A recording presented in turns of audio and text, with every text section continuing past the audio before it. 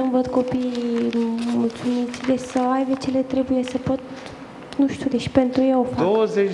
20.000 o să vă dea. Nu puteți să vă luați nicio casă, o să trăiți o perioadă. Deci nu o să-mi iau o casă, aceea, dar o cameră de cămin tot pot să iau. Puteți să vă cumpărați? Cât costă o cameră de cămin acum? Vrei să zici ceva? Da. Iar cu un singur rinichi, fiind supra-solicitat, poate crea... Câți ani aveți, doamnă? Mari probleme. 30. Aveți 30 de ani. Da. Și două fetițe una de 10 superbe, și care au nevoie de dumneavoastră ca de nu știu ce. Da, dar și așa... Deci mă chinui și eu, le chinui și pe ele. Nu mai există nicio șansă să vă întoarceți la soțul dumneavoastră? Nu. S-a rupt definitiv? Da. Doamne, știți că au fost unii despărțiți câte 5 ani? Da, știu și asta, că nu sunteți prima persoană care îmi spune lucrul ăsta. Și mama ce zice? Socrii ce zic? Lasă mama că poate îi trece nebuneala. Normal, deci... Păi mi-a zis, mă, nenorocitule, eu sunt în stare să-mi dau un rinichi din mine. Nu, nici asta nu i-am spus-o, nici asta n-am vorbit cu el. Deci niciodată n-am putut să stau de nu vă știe cât de vorbă hotărâtă sunteți. În momentul când spui unui om ce ai de gând să faci, după aceea stă și se gândește. Nu, deci Doamnă, mă știe oamenii ce cât ar vorbesc, fi de nenorociți în adâncul sufletului lor, a rămas sufletul ăla curat pur, că e acoperit de multă ură, de nenorocire, de cât s-au murdărit în viață. Dar nu contează în adâncime, nu se poate. Ei sunteți mama copiilor lui. Se gândește și el, mă, stai mă, dacă ți se întâmplă ceva, ce fac? Chiar deci credeți că el s-ar bucura dacă ați muri? Nu știu. Dar nici... Cum puteți să spuneți nu știu? Cum adică nu v-ați luat din dragoste? Cât timp a stat împreună? 10 ani. Și după 10 ani? Deci după 10 ani... Dumneavoastră v-a intrat în cap o idee. Știți care? Că dacă faceți rost de 20.000, vă rezolvați tot. Nu e, Doamne, așa. Deci nu rezolv totul. Problema eu nu am căldură unde stau. Mai e puțin și vine iarna. Deja, nu știu, nu mai e cald, nu mai poți să stai așa. Nu am căldură la copii, nu am absolut nimic. Nu am apă în casă, iau apă de la baie. Deci sunt multe. Da. Și singura mea posibilitate asta e. Și credeți că ăștia 15.000 de euro rezolvă problemele toate? Adică la un moment dat îi cheltui și pe ăștia.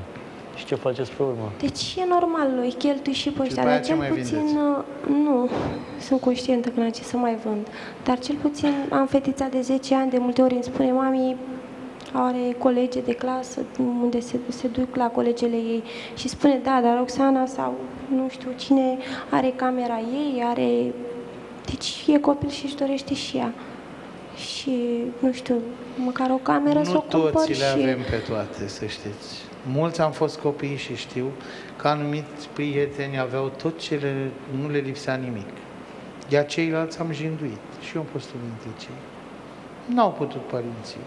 Au avut o situație materială bună, dar n-au putut chiar să-mi ofere. Și aveam prieteni, aveam colegi, după aceea am realizat ce era la ei și cum era la mine. A trecut timpul și Dumnezeu mi-a dat destul să pot să fiu mulțumit. Dar, mă rog, nu atunci nu le aveam. Nu puteți da peste cap viața. Dacă Dumnezeu v-a făcut întreagă și nu v-a dat niciun defect, de ce stricați dumneavoastră rostul lucrurilor? Deci v-am spus, Doamnă, pentru copii. Cu muncă, nu se poate. Trebuie să găsim o rezolvare. Vreți să spuneți localitatea sau nu vreți să spuneți? Da, sunt din Buzău. Din Buzău? Da. De la Mihail Arunceanu de acolo. Da. Bun. Și dumneavoastră ați aflat că sunt foarte mulți care vor rinichi, da, dar trebuie să ajungeți într-un fel, într-o legătură legală cu ei. Fiindcă transplanturile astea sunt acum guvernate de o nouă lege și de regulă nu se pot face decât între rude, mă rog, între fel de prieteni, fiind e o reglementare destul de delicată și trebuie să aveți grijă să o respectați, dar mai trebuie să fiți și compatibil cu... Deci nu iau nicio alocație. Alocația până acum a luat-o soțul meu și nici alocația, deci în 11 luni... Dar dumneavoastră nu vă duceți la o primărie acolo? Da, am fost, deci am fost, și? Dar... De unde ia soțul dumneavoastră alocație? Păi îi duce poștașul acasă. Cum? Poștașul îi duce acasă, poștașul respectiv. Păi stați puțin, dar la asta, la Direcția de Asigurări Sociale, ce nu puteți să anunțați? Băi, oameni, într-un an de zile, eu cresc copiii ăștia, m-am puțin. Deci, într-un an de zile, să zic că le-a dat alocația pe o lună de zile, deci se ducea fetița cea mare la el și îi dădea 150 odată, 200, nu, toți nu i-a dat. Stați puțin. Să nu spuneți că nici dumneavoastră să nu ați făcut pe vitează. știi ceva? Ia lasă-mă că îmi vând un rinichi, fac rost de bani și dă-l dracu cu banii lui, că nu mă interesează. Nu așa. Deci nu este așa, că dacă i-a dat bani la fetiță, nu am zis, deci nu, le-a dat la copii și în primul rând e alocația adică lor. la ea sunt alocația banii lor, care e dreptul celui care îl crește, dar știți că lucrul ăsta îl puteți rezolva foarte simplu. Nu pot să-l rezolv, am De fost, ce? pentru că când eu am născut cea de-a doua fetiță, nu eram cununată cu el, nu eram legal. Deci Așa? am fost pe stănilă, alocația fetiței vine pe stănilă, Pe numele lui? numele meu de fată, stănilă, dar e trecut Marian, CNP-ul lui și deci pe el îl cheamă Miroslav Marian, dar... De unde vin alocațiile astea? Că nu mă pricep oameni buni. Direcția de asigurări sociale sau cum? Pe ăla are un director acolo, un șef. Duceți la ăla, bateți la ușă. Domnule, cum umblați pe aici că vă dați rinichiul? Alo, domnule, sunt nenorocită, sunt nefericită.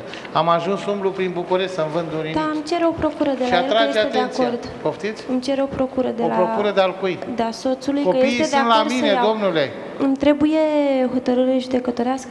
Deci, că am copiii la mine. Eu dacă nu am divorțat... Și cum până atunci ai dă lui alocația? Păi dacă dumneavoastră i-a anunțați pe aia că, stimați i-am telespectatori anunțat care acum. vă uitați la noi, dați-ne și nouă și spuneți-ne o soluție pentru Stați această că, doamnă. până la Cum e cu soluții, alocația asta? Să vedeți ce mesaj am pentru invitata noastră. Vă întreabă o telespectatoare. Aș vrea să o întreb pe doamna dacă una din fetele ei va avea nevoie de un rinichi, ce veți face la un moment dat? Dumneavoastră Nu mai sunteți aveți ce să-i dați. compatibili. Că acolo la copil chiar mama trebuie să-i dea sau mă rog. Nu este obligatoriu, deci nu... Nu e obligatoriu, De dar la- zic, nu, de constată la- peste un timp că Nu e trebuie... obligatoriu. Dacă Nu. una din fete are și e compatibilă, de unde se Dacă mai dea? este, Care da, un... bineînțeles, dacă Bine, este compatibil. ce să zic, eu sper să nu aibă nevoie să să ajung n-aibă aici. nevoie, da. Altcineva zice, săraca fată vrea să doneze un rinichi chiar înseamnă la limita limitelor. Să n-aibă să pună pe masa fetițelor o bucată de pui, poate o ajută un avocat să divorțeze și poate pe urmă să... S-a cerut 12.400.000 ca să divorțez. Și Taxa să asta, câștig sau ce? fetițele. Cât? Da. 12.400.000. Și dacă câștigați fetițele, ce câștigați alocația lor și... A, dumneavoastră vă e teamă că nu o să câștigați nici fetele, nu? Păi, normal, o fetiță ar trebui să rămână la mine, una la tatăl ei, dar nu vreau așa. Ăla s-are căsătorit de 11 luni? Nu. Nu. Și s-ați mai discutat în astea 11 luni cu el? Da, am vorbit la început, atunci Are am un vorbit telefon? mai mult. Are un Soțul ăsta? telefon? Nu știu dați-ne dacă mai are chiar numărul să- acela de telefon. Dați numărul domnului Padiu. Uite, eu vreau să vorbesc eu cu el. Da, nu știu dacă mai are numărul ăla. Ăla, ultimul. Păi când ați vorbit cu el ultima oară? Nu știu, nu prea am mai vorbit cu el. Bine, acum un an, acum 6 luni. Ah, nu. Nu. Măi, femeie, știi că se poate rezolva și fără să-ți dai rinichi? Nu știu. Nu am... Poate găsim alte soluții. Zice cineva din Ineu, zice, în situația, Doamne, am fost și eu acum 2 ani să donez un rinichi, celule stem orice am, că are o grupă de sânge rară, telespectatoarea de acolo. Bine, mulți vor să doneze și mulți vor să primească organele. Problema e că statul oprește... Ce grupă sanguină aveți? A2 pozitiv. A2, A2, 0, A2. 0 universal. Că mai trebuie să fie și compatibilă cu ăla Doamna care are vrea. AB4. Păi sunt 500 de mii, am înțeles. Nu știu, mi-a spus, nu știu care e adevărul. Nu, câți oameni vor acum rinichi? Din câte știți? Deci, din câte știu, sunt 4.700 de persoane. Nu știu. Care așteaptă. Și ăștia unde sunt? Unde sunt? Așteaptă, sunt înscriși Să la vă dați Ministerul seama că dacă Sănătății. știam unde sunt persoanele Nu acestea... vedeți că Se ducea Dumnezeu direct la nu ele. ajută să facă lucrul ăsta? Nu, Lasă, domne, că o văd oamenii acum și... Păi nu ajută Dumnezeu ca să rămână nu întreagă. ajungeam aici. Dacă știam unde se află aceste Măi, persoane. fată, scoateți lucrul ăsta din cap. Ești prea tânăr, eu, ai dar, 30 de ani. Nu știu, sunt puternică și o să trec peste toate. Nu. Deci, Nu auzi că nu e o bluză care trebuie o scoți și ai dat și mi-am luat 20.000 de euro? da, știu că nu este. Știu că o să-mi fie mult mai greu, Dar nu o știi, să organismul le fie tău va mai bine suporta, la nu va copii. suporta. Ai făcut niște teste, niște verificări, medicii ce spun? Deci, nu știu, analizele mele sunt bune. Nu, cred că ți-a intrat pe celulă chestia asta cu vreau să Dom'le, și a zis ce poate să vândă ceva, că la rinichi Domnul e mai Badiu, puțin hai să riscant, vă zic înțeleg. și eu că așa în câteva Da, cuvinte, ziceți, domnul Jean, da. în câteva cuvinte am realizat cam care sunt motivele pentru care a ajuns aici. Imaginați-vă că toți trăim în societate, vedem cum se trăiește, dar imaginați-vă ce înseamnă ca un copil, fiind vorba de cel mic, de 3 ani, să aștepte sora de la școală că vine cu un borcan de iaurt. sau că cealaltă de 10 ani nu are posibilitatea să-și ia un corp de 7.000 de lei. Că nu e căldură în casă, că nu e apă, că nu are nimic și nici nu-i aparține, vă dați seama că ajunge omul la disperare.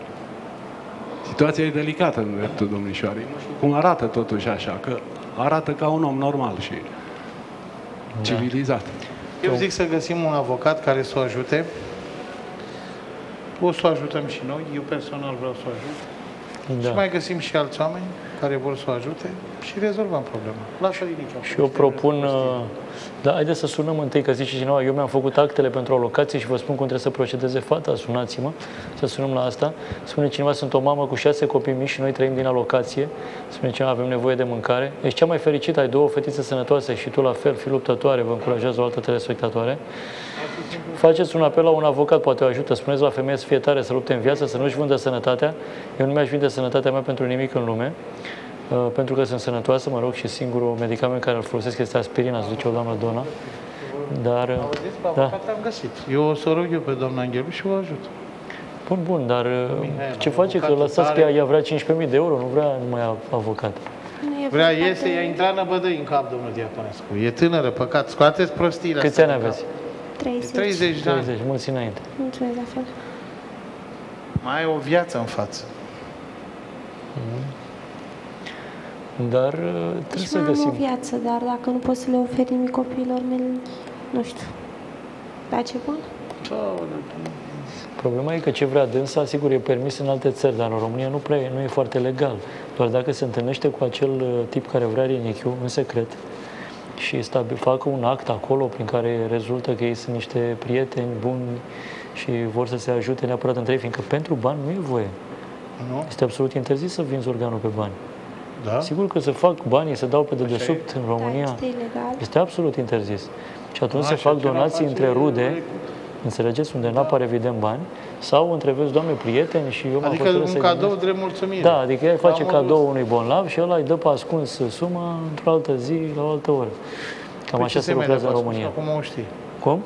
Nu. Niciodată nu va spune că a luat 15.000 de euro de la ăla. Va spune că l-a dat pe gratis. Eu zic să o ajutăm, ce să mai că trăim în România. Hai să ascultăm o femeie care vrea să-i dau un sfat invitatei. Bună seara! Bună dimineața, OTV! Da, să rămână! Domnul Dan Diaconescu, vreau să vă spun că acum 2 săptămâni am făcut eu actele la copil pentru alocație. Da. Doamna de la dumneavoastră din studio se poate duce la protecția copilului și explică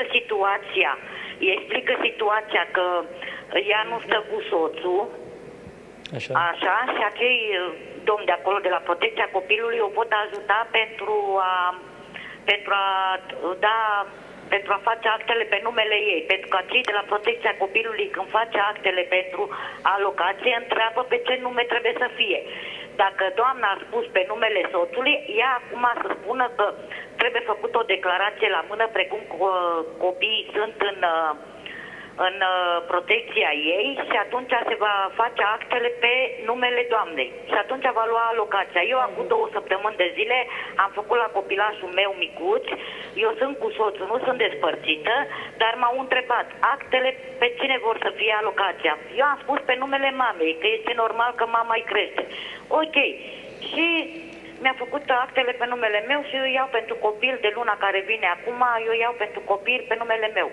Așa poate să facă și doamna. Cred că doamna nu a umblat suficient de mult pentru a obține această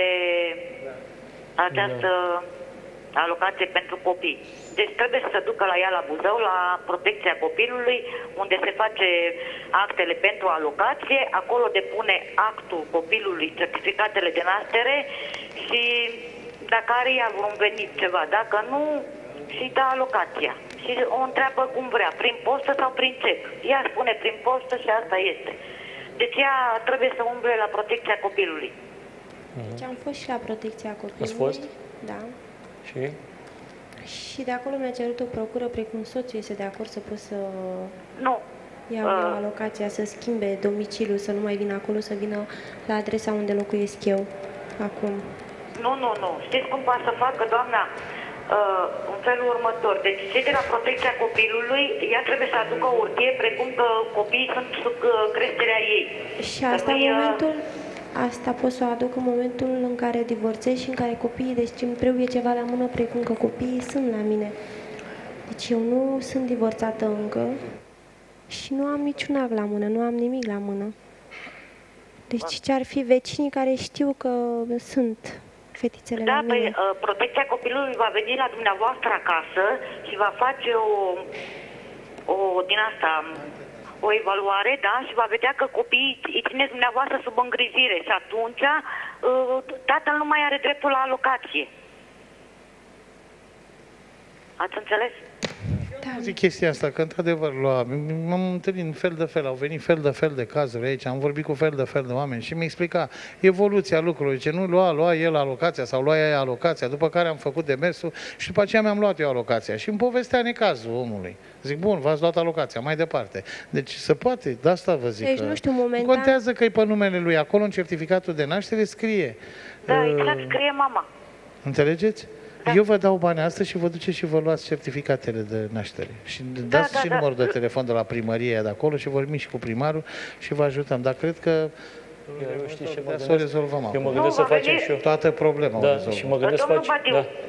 Domnul Badiu, ce vreau să vă spun? Poate să ducă la protecția copilului și la protecția copilului acolo va spune că copiii sunt sub îngrijirea ei și automat îi se fac actele pe numele mamei.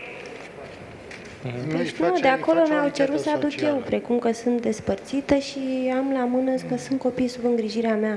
Deci am fost și la protecția copilului. Eu vă spun că am făcut acum câteva zile, am făcut eu pentru copilul meu și mi-a spus, doamnă, știți ceva, că eu n-am specificat acolo pe care nume să vină, pe a tatălui sau mamei. Și doamna m-a întrebat de acolo, doamnă, dar nu vreți să vă vină pe numele dumneavoastră?